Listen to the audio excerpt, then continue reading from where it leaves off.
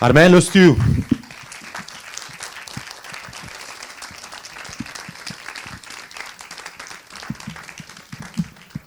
Grazie Armello Stew di essere con noi, grazie del tuo film.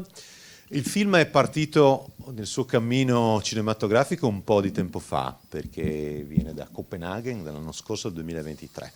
Noi abbiamo Copenaghen, un festival che avviene poco prima di Pordenone Docs Festival, quindi in questo caso facciamo un recupero, è una anche delle operazioni che il festival fa, e facciamo un recupero perché tendiamo a prendere dei prodotti un po' più recenti. E per noi è sembrato assolutamente sorprendente che questa sia la prima nazionale e siamo contenti di consegnarla, perché è un film davvero intelligente, è un film che gioca su più livelli, che parla molto di noi, ma adesso vediamo di approfondire un po' la cosa. La prima domanda però, Armello Stew, che fine ha fatto?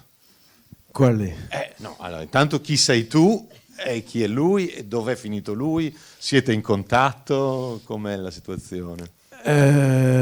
La cosa straordinaria è che Chromix, che è il mio doppio, è arrivato a Parigi una settimana fa e ha avuto la fortuna di avere una residenza nella città degli arti a Parigi e sarà a Parigi per 3 mesi.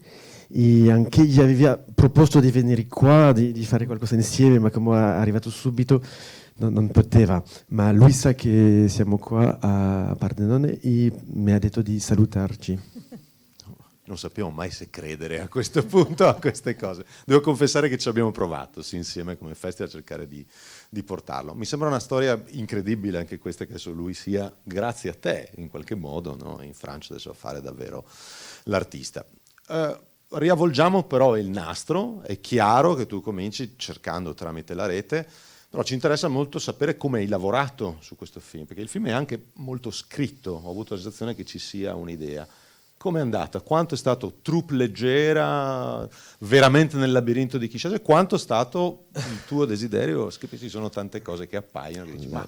Labirinto disegnato. No, la verità e forse anche la fortuna che ho avuto su questo progetto è che quando mi sono andato a Kinshasa non sapeva nulla di quello che troverò e non sapeva nulla se c'era un film da fare con questo tema, solo sapeva che c'era questa doppio sul Facebook, che quando io avevo scritto a Facebook per chiedere di chiudere questo profilo, pensava che questo sarà facile e veloce, però quando aveva ricevuto la risposta di Facebook che mi diceva che questo profilo non era finto e che non lo chiuderanno, questa risposta per me mi ha dato la voglia di fare un film, perché mi sono detto ma questo sembra l'inizio di un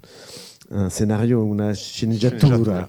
E questo mi ha dato questa voglia, ma il problema che avevo è che non conosceva niente di Congo, di Kinshasa, non era capace di scrivere qualcosa perché non sapeva. Quindi mi sono dato di là con un amico che faceva il suono a Mori, siamo andati tutti e due e credo che la fortuna che abbiamo avuto una volta qua a Kinshasa è di arrivare in questo piccolo residenza artistica, la Vie Belle, perché stavamo circondati da artisti che rapidamente avevano capito l'intenzione artistica di questo progetto, che non era di trovare, di fare giustizia, era piuttosto di capire, di capire che c'era l'altro côté, dall'altra parte. L'altra parte del schermo. E quindi sì, siamo andati là per 5 settimane e più o meno tutto quello che ci è passato è stato durante durante questo primo viaggio. Sono tornato a Francia, il planning era buono perché una settimana dopo di tornare è arrivato il Covid e quindi tutto era bloccato, non si poteva più viaggiare Ma durante questo tempo ho iniziato da fare il montaggio e grazie a Yasmina, la nostra produttrice qua presente, abbiamo trovato un po' di soldi per questo progetto in alcuni fondi in Francia. Quindi 1 anno e mezzo dopo ho potuto tornare a Kinshasa. Ma quando sono tornato per la seconda volta, la démarche, come dire? L'approccio era molto diverso perché già sapeva più o meno il film, come era il film, sapeva più o meno l'architettura della narrazione e poteva approfittare per je pouvais en profiter un peu pour remplir les parties manquantes du scénario et surtout passer davantage de temps avec les personnages avec qui j'avais envie de passer du temps, et notamment Chromix. E quindi ho potuto approfittarne appunto per riempire ancora le parti mancanti della sceneggiatura e poi soprattutto approfittarne per passare ancora più tempo con le persone con cui volevo stare, soprattutto Chromix. Il film, come avete visto, è su molti livelli, perché ovviamente è anche una riflessione su noi e l'utilizzo dei social network. È un metafilm, è una grande riflessione su che cos'è il cinema, che cos'è l'immagine, però c'è un tema interessantissimo secondo me e molto contemporaneo, che è il tema del decoloniale, perché tu sei un uomo bianco andato a raccontare una storia là. Hai sentito qualche responsabilità in questo? Come vivi questa cosa? Perché ci hai detto prima, non conoscevo Kinshasa, e in qualche modo è anche un film di riscatto, perché a un certo punto Chromix, l'uomo di colore, si impossessa della tua camera. È andata così? Volevi fare un film anche decoloniale? No, per essere onesto non sapeva proprio quale, nemmeno c'era un film al finale di tutto questo, ma era piuttosto una questione di intuizioni. La prima intuizione era che questa situazione sembrava cinematografica e che forse c'era qualcosa da cercare in questa storia. Ma hai ragione, una seconda intuizione era che questa situazione era molto legata al contesto attuale di mondo di postcolonialismo, perché non era a caso che qualcuno nell'Africa prendeva un profilo di un bianco per arnaquer, come dire? Rubare alle sue concitoyenne. Sì, per diciamo cercare di rubare soldi ai propri concittadini. Quindi. Et donc voilà, j'avais effectivement l'intuition que ce projet, il y avait une dimension extrêmement politique, et c'était aussi peut-être un peu une inquiétude de me dire, mais moi je veux pas être dans la peau justement du justicier qui vient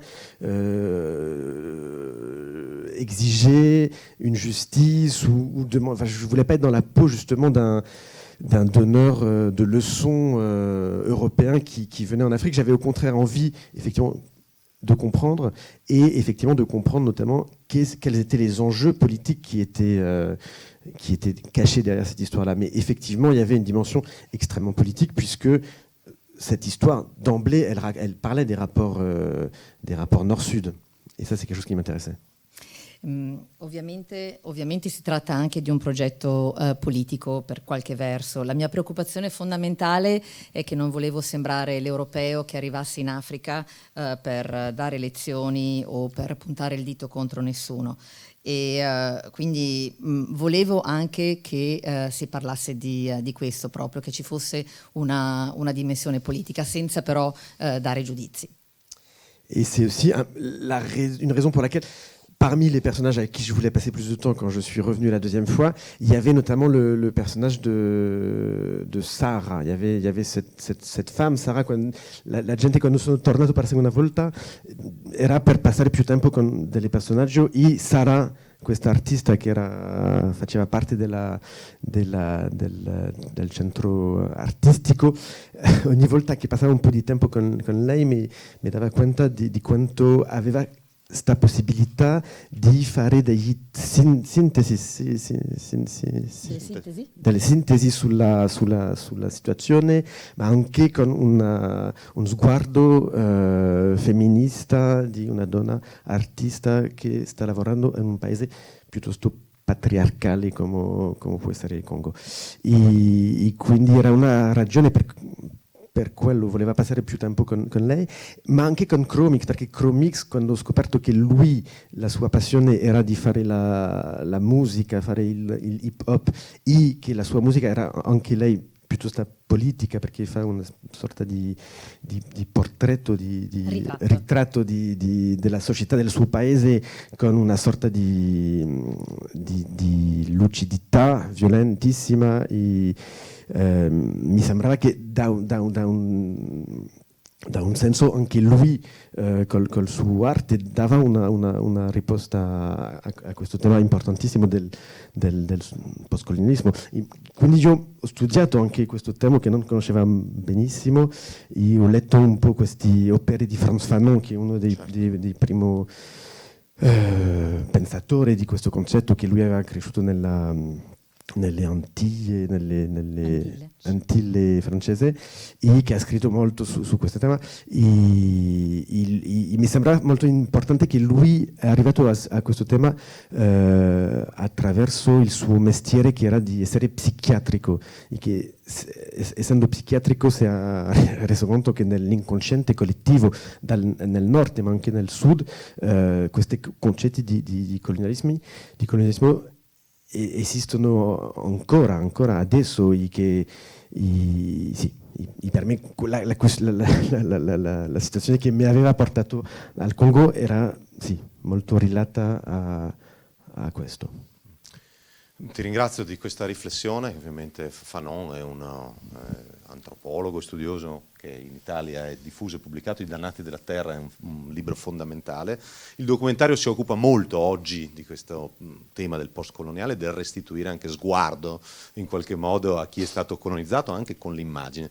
E se chi ha visto anche ieri sera Medea avrà trovato un parallelismo in questa cosa di consegnare anche la camera ai nostri soggetti, per cui trovo anche che ci sia un tema sotterraneo molto, molto affascinante, e questo spazio all'arte. Ti faccio un'ultima domanda e poi vediamo se c'è qualche curiosità dal pubblico. La domanda è molto personale.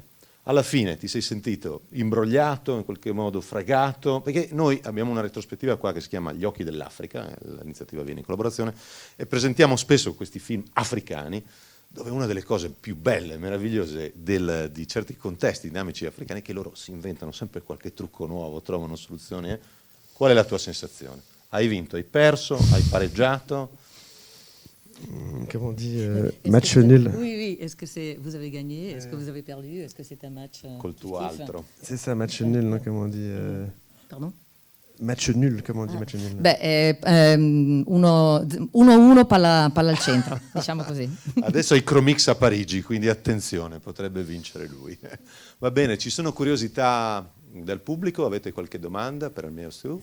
Allora, innanzitutto volevo ringraziare per questo film, mi è piaciuto molto personalmente, anche perché è comunque una storia che sì è contemporanea, però che poteva magari finire anche un po' nel banale. Invece è stato molto interessante conoscere la storia anche di questo doppio personaggio che poi è diventato anche te, e tu sei diventato lui.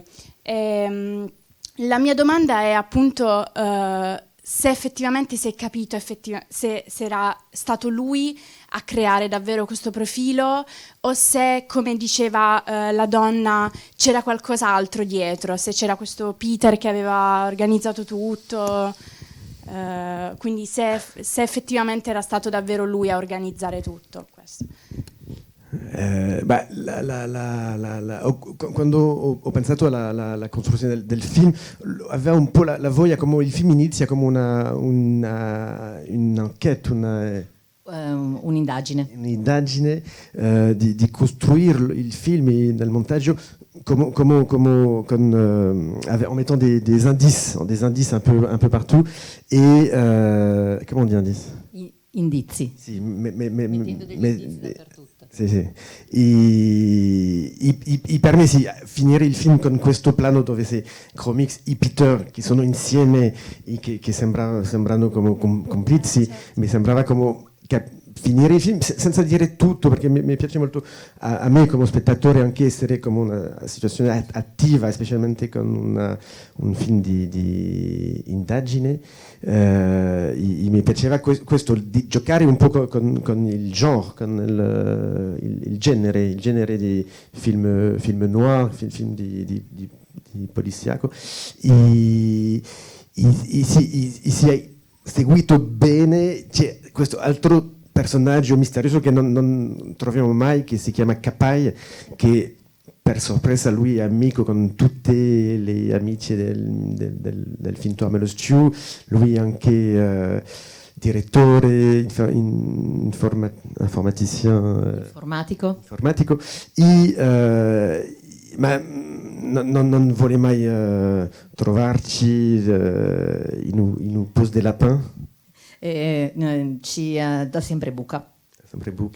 Sì, quindi se vuoi sapere tutto, io credo che il vero finto è questo Capai, e che Chromix è arrivato per giocare un ruolo che io mi sono reso conto prima nel mio viaggio a Kinshasa.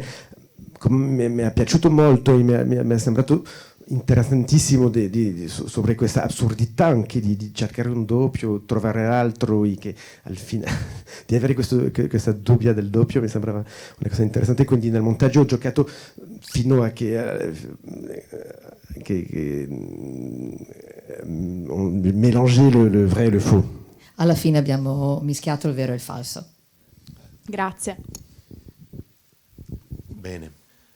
Almeno Stu, grazie per il film e per il tuo italiano. Grazie. Perfetto, bravissimo. Più o meno. Grazie davvero di essere stato con noi. Grazie.